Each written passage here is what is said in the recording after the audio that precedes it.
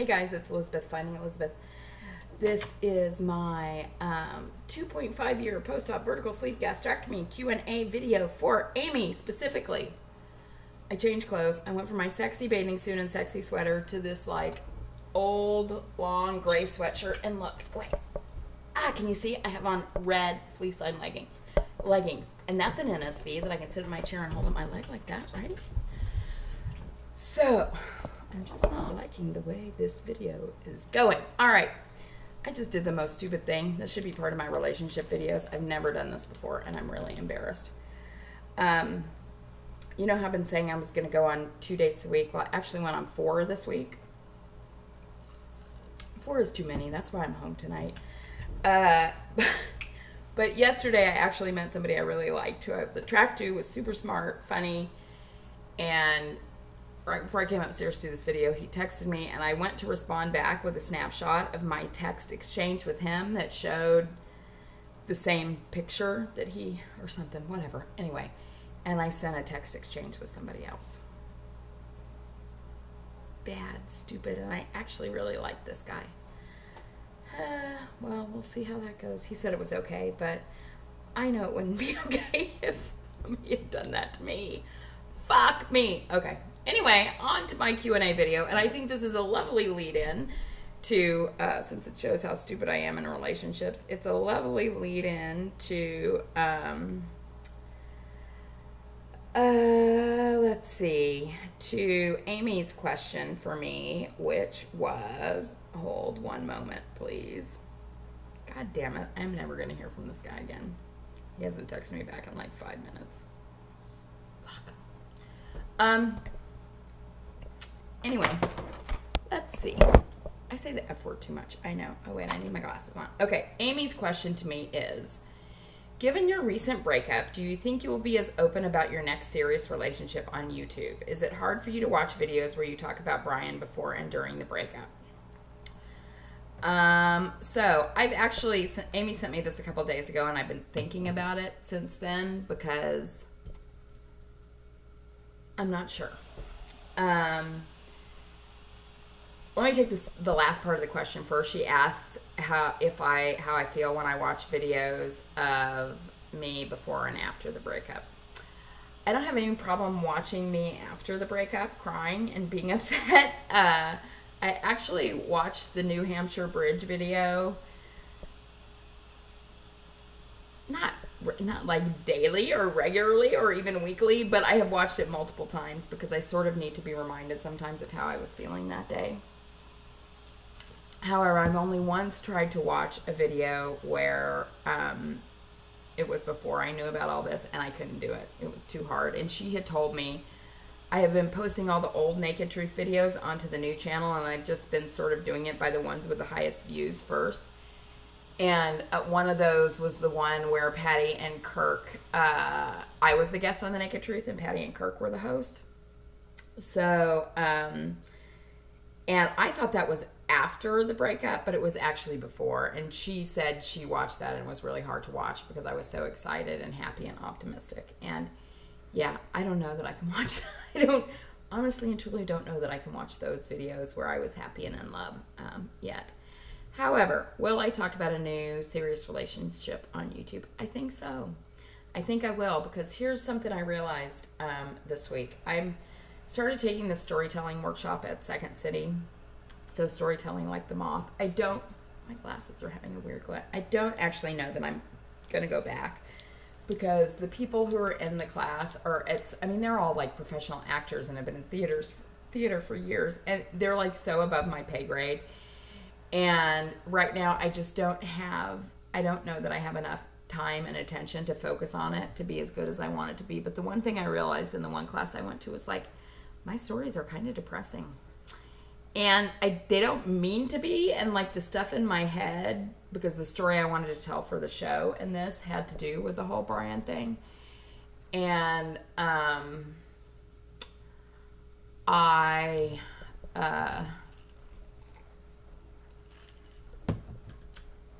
I told a version of it the other night, and everybody was just looking at me so sad. And I feel like that's maybe the way you guys look at me. And I'm really, I mean, yes, there are occasional moments when I'm sad, but in general, I'm not sad. I'm okay with it. It panned out exactly like it was supposed to for me, and I take that as a lesson.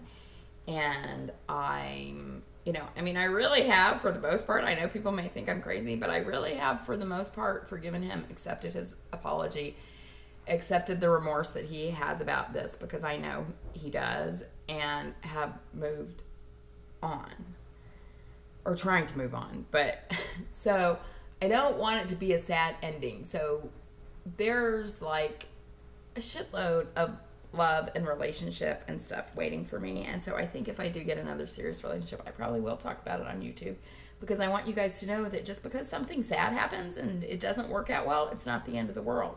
I mean, that's the story of my life. I'm sort of the comeback kid, or that's how I'm feeling these days. So that's my answer to that question. And that was a hard question, Amy, and that's what prevented me from making this video for as many days as it did, was thinking about that specific question.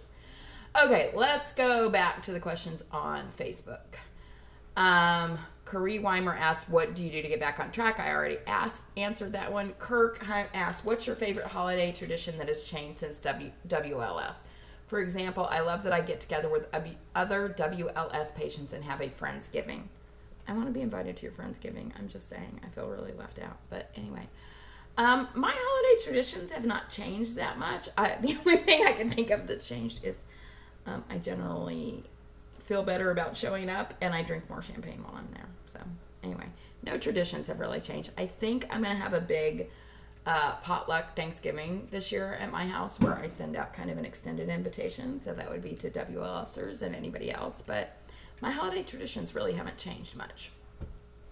Okay, Sarah asked, what's your favorite NSV? And I did already answer that, but another one happened since I made the first part of this video. It's not like my favorite NSV, but I was folding laundry in between the part 1 and part 2, and I was like, Jesus Christ, my jeans are really small. Where did these small jeans come from? So I really like small jeans. They're cool, and you fold them, and they fold up tiny, and it's kind of cool when your jeans used to be huge.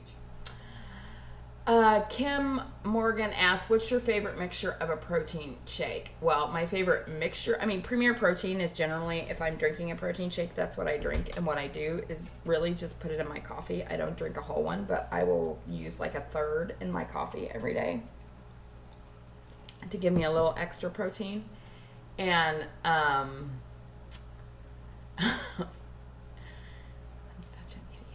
can't even believe what an idiot I was with that text. Sorry, this is playing over and over in my mind.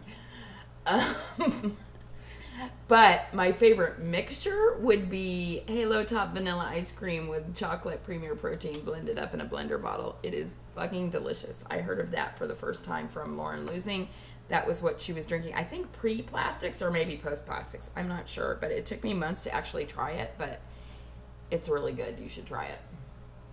Linda Wagner asks, I was going to ask about holiday traditions and foods. Do you prepare family meals different than before, more WLS friendly, or just avoid the foods you shouldn't have? Well, actually, neither one. I prepare, if I'm preparing, the one preparing, which I usually am for Thanksgiving, and like I do a New Year's thing that's usually like the day after New Year's, for my stepkids and extended family and stuff like that. And I cook the same thing I did before, and I don't avoid the foods I shouldn't have. I just have a small portion. I really, truly believe that nothing is bad, so to speak. I think if you think that there are things you can never have that might lead to binges or eating, but I'm like, if I'll have a little mashed potatoes, I'll have a little stuffing. It's not enough to kill me. It's not what I did before, and it's fine. So, yeah, nothing's really changed as far as that goes. And Judy Urick wants to know, did my foot size change at all after losing 200 pounds? Yes. I was like a 10.5 foot size, shoe size before. And I had a lot of inflammation and swelling before, which I don't have now. So I am probably like an 8.5 or sometimes a 9 now. So yes, my foot size changed considerably. Okay, I'm going to have to switch to YouTube for the next round of questions, so I think I'm going to make that part 3, which may be tomorrow, because I need to go I need to go beat myself up about being really stupid with text today. All right. We'll talk to you guys later. Bye.